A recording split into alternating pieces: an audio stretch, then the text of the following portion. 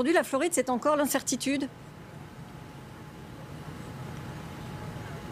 Oui, le cœur des Floridiens a toujours balancé jusqu'à la dernière minute ici en Floride.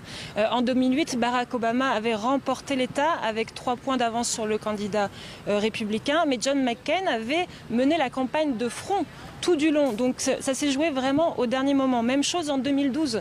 Barack Obama avait remporté cet État avec seulement 0,9 points d'avance sur Mitt Romney. Ce sont les votes des électeurs afro-américains qui avaient fait basculer la balance en sa faveur au dernier moment.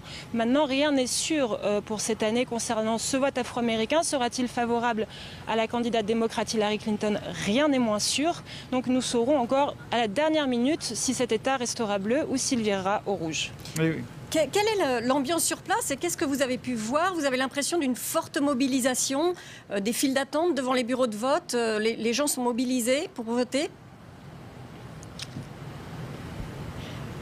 La population floridienne est mobilisée depuis 15 jours déjà, puisqu'il y a des votes anticipés ici depuis le 24 octobre dernier.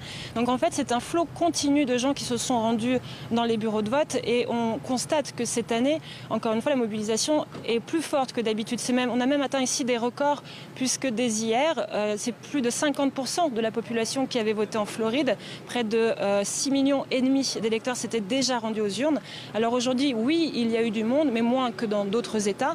En revanche, les communautés se sont énormément mobilisées ici en Floride, notamment la communauté latine. Plus de 60% des électeurs ici sont d'origine hispanique et on a enregistré une hausse de 87% des votes du côté de la communauté hispanique ici en Floride. Une communauté qui normalement est plus favorable au camp démocrate, mais encore une fois, la Floride peut réserver plein de surprises. Et Donald Trump, lui, il compte absolument sur une victoire en Floride, Sophie? Oui, la Floride, donc c'est un État pivot, c'est le 3e État le plus peuplé des États-Unis, donc c'est 29 grands électeurs qui sont ici en jeu.